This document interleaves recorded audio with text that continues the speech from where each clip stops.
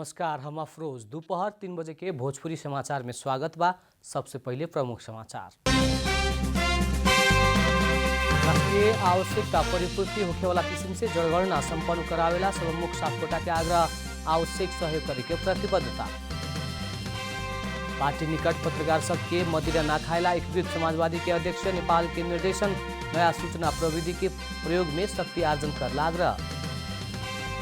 सत्तारूढ़ नेकपा एकीकृत समाजवादी के केंद्रीय कमेटी की बैठक शुरू, पार्टी के विभिन्न आयोग से कई काम के विषय में छलफल होगी। अमेरिकी राष्ट्रपति बाइडेन आज चीनिया राष्ट्रपति शी जिनपिंग बीच सोमवार के वार्ता होगी, जारी तनाव मत्थर करला वार्ता सहयोगी होगी की अपेक्षा। इंग्लैंड द्वारा विश्व कप के यूरोपीय छनौट में अल्बानिया 5-0 गोल अंतर से हारल।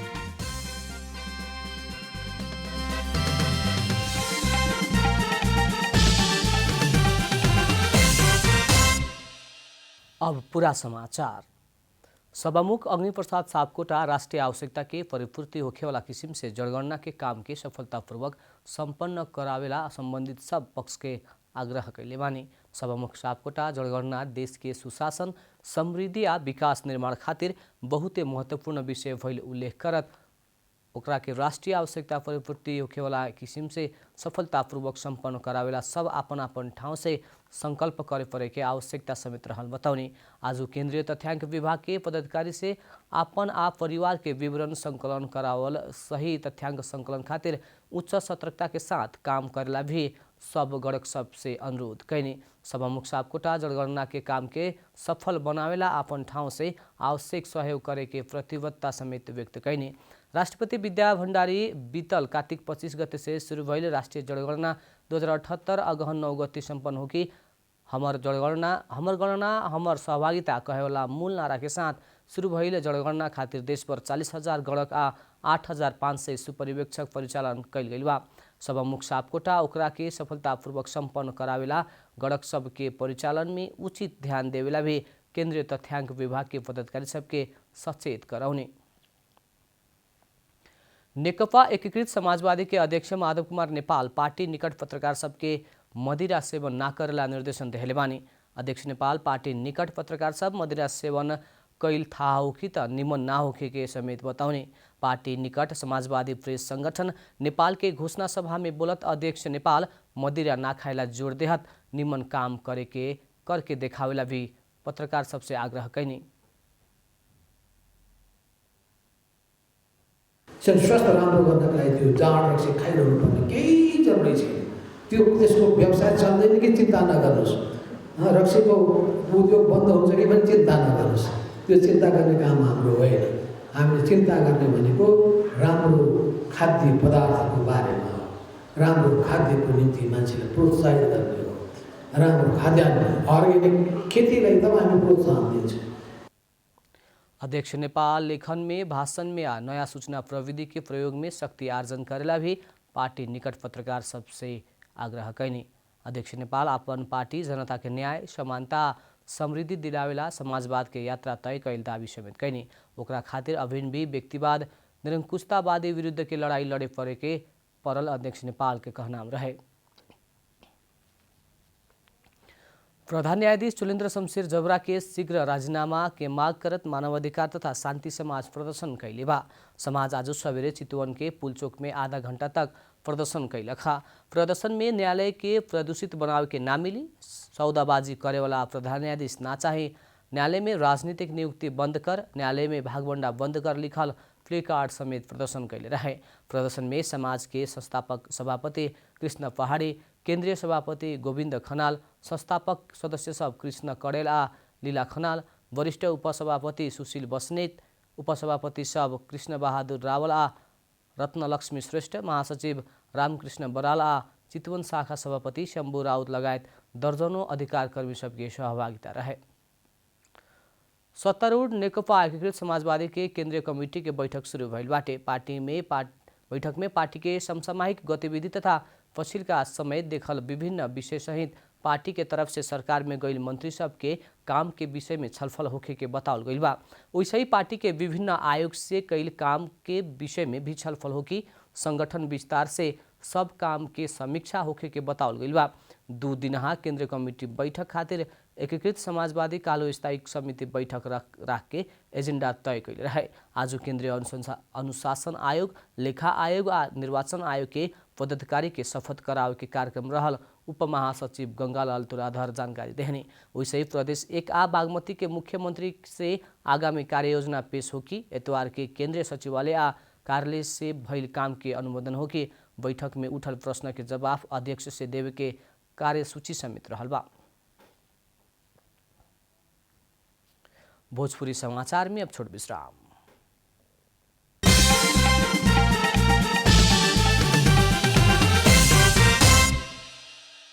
भोजपुरी समाचार में अब बाकी समाचार।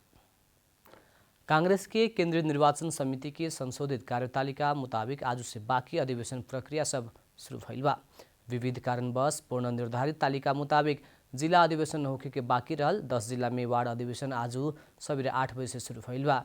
कांग्रेस में 13 जिला में वार्ड अधिवेशन होखे के बाकी रहला में पर्सा, सर्लाही आ रसुआ में आज अधिवेशन ना होखे के समिति जनौले बा। समिति के मुताबिक डोल्पा, बाके, कैलाली, सुर्खेत, सप्तरी, सिरहा, धनुषा, महोत्तरी, बारा आ रौतहट में वार्ड अधिवेशन हो रहल बा।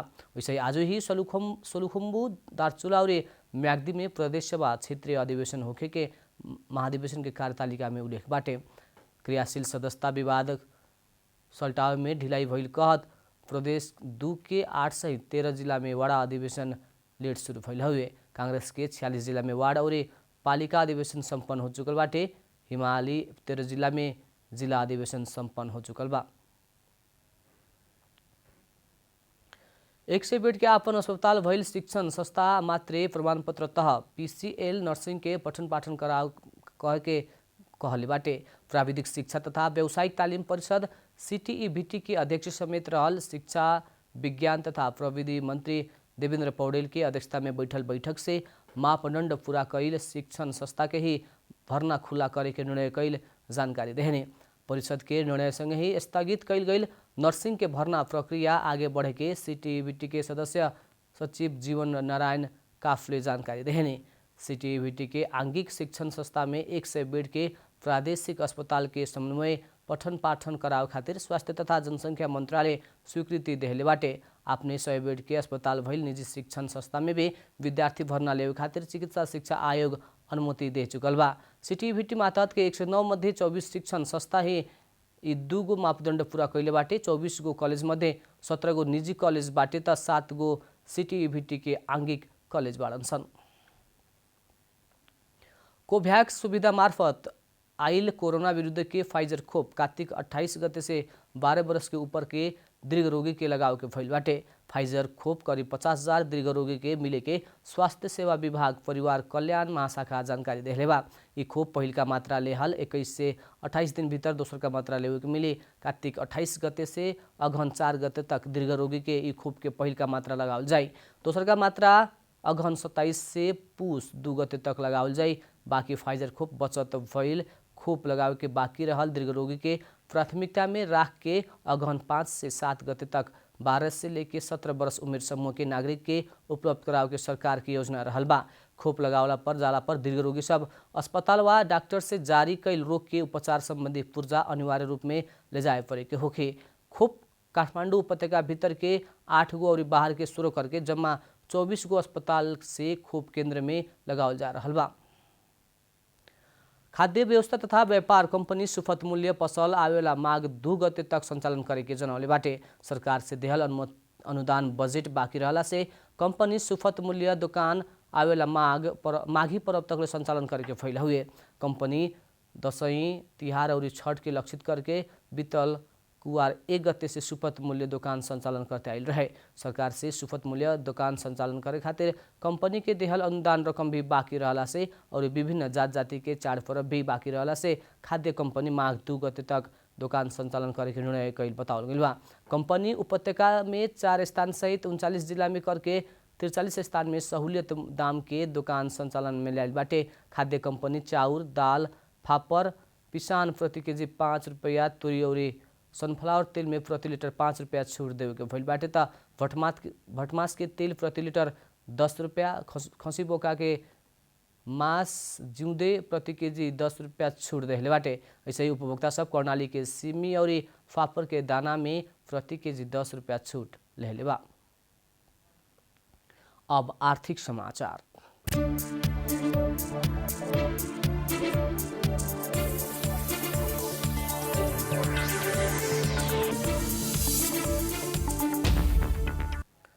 नेपाल उद्योग वाणिज्य महासंघ के वरिष्ठ उपाध्यक्ष चन्द्रप्रकाश प्रसाद ढकाल बैंकिंग क्षेत्र में देखल तरलता अभाव के समस्या तत्काल समाधान करे खातिर नेपाल सरकार आ नेपाल राष्ट्र बैंक के आग्रह समेत कैले बानी। भक्तपुर उद्योग वाणिज्य संघ के 34वां वार्षिक साधारण सभा तथा अधिवेशन के उद्घाटन करत वरिष्ठ उपाध्यक्ष ढकाल 2 वर्ष से भी लंबा समय से कोविड-19 के महामारी से थला परल अर्थतंत्र धीरे धीरे उठते गई और देश के उद्योग व्यवसाय धीरे धीरे सुधार होते गई अवस्था में देखल होला से इस समय में बैंकिंग क्षेत्र में देखल गई तरलता समस्या से एक थप मार में पारे के भइला से एक समस्या सबके हल करे खातिर सरकार और नेपाल राष्ट्र बैंक तत्काल गंभीर होकर पड़े के बताउने ढकाल स्थानीय स्तर में बाजार अनुगमन होको या अन्य व्यावसायिक गतिविधि के खातिर स्थानीय सरकार से निजी क्षेत्र के समय में काम करे सकला पर देश के निजी क्षेत्र और सरकार के खातिर भी निमन होखे के बताउने सरकार से जिला प्रशासन कार्यालय तक के करेवाला लॉकडाउन निषेधाज्ञा और अनुगमन में निजी क्षेत्र के व्यवस्था करके गतिविधि कैल मिलल कहत एक ऐसन गतिविधि के तत्काल निजी क्षेत्र और के सहयोग लेके काम करे खातिर आग्रह कैनी। भोजपुरी समाचार में अब छोट विश्राम।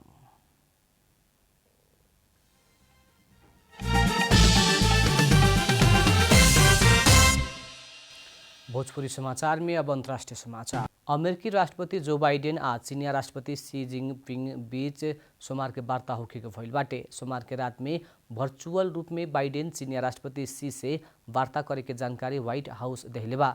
जारी तनाव मत्थर करे खातिर वार्ता सहयोगी होखे के अपेक्षा अमेरिका के बाटे। विश्व के 2 बड़का अर्थतंत्र भइल देश अमेरिका आ चीन बीच व्यापार, कोरोना वायरस के उत्पत्ति, परमाणु हथियार, मानवाधिकार तथा क्षेत्रीय संलग्नता सहित के विषय के लेके तनाव बाटे। इससे पहले सितंबर 9 में बाइडेन आ शी बीच टेलीफोन वार्ता भइल रहे। प्रतिस्पर्धा के जिम्मेवारीपूर्ण तौर से व्यवस्थापन करे के आ स्वार्थ मिले वाला मुद्दा में सहकार्य के संबंध में दोनों नेता बीच छलफल होखे के व्हाइट हाउस के प्रवक्ता जेन साकी बताउने। बाइडेन सत्ता में अइला बाद अमेरिका आ चीन के कूटनीतिज्ञ बीच भइल वार्ता तनावपूर्ण आरोप प्रत्यारोप में परिणत भइल रहे। विश्व के 2 महाशक्ति राष्ट्र बीच के खराब संबंध सुधार खातिर शीर्ष नेता बीच के ही वार्ता के तैयारी भइल हुए। बीतल महीना जूरिच में अमेरिका आ चीन के शीर्ष अधिकारी सब बीच भइल वार्ता में बाइडेन आ शी बीच के ई बरस के अंत तक में वर्चुअल बैठक करे के सहमति भइल रहे। उहे मुताबिक ही सोमवार के वार्ता होखे के भइल ह।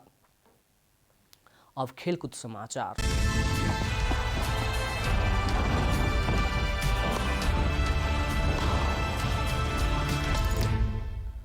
हैरी केन के हैट्रिक के सहयोग में इंग्लैंड विश्व कप छनौट के नजदीक पुगल बाटे। कालू राति भइल खेल में इंग्लैंड विश्व कप के यूरोपेली छनौट में अल्बानिया के 5-0 गोल अंतर से हरौलक। इंग्लैंड के जीत में हैरी केन हैट्रिक कैलन। हैरी मागुइरी आ जॉर्डन हेंडरसन समान 1 गोल कैलक लोग। खेल के पहिल का हाफ में ही इंग्लैंड खेल में 5 गोल से आगे रहे।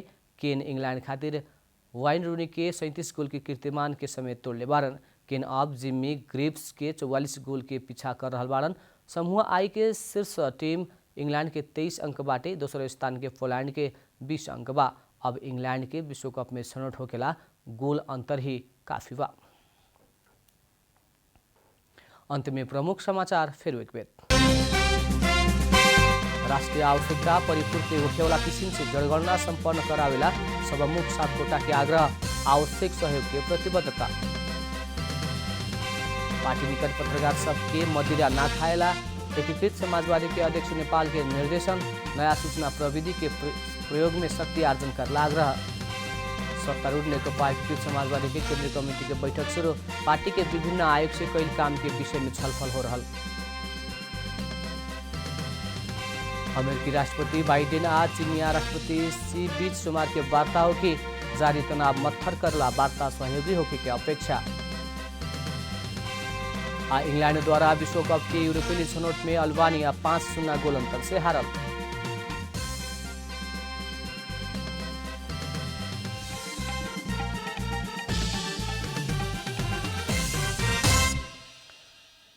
भोजपुरी समाचार अभी खातिर इतना ही। जनता द्वारा जनता खातिर प्रसारित जनता टेलीविजन के कार्यक्रम सब यूट्यूब, ट्विटर, फेसबुक आ हमने के वेबसाइट जनतासमाचार.com में भी पढ़ा देख सकत पानी।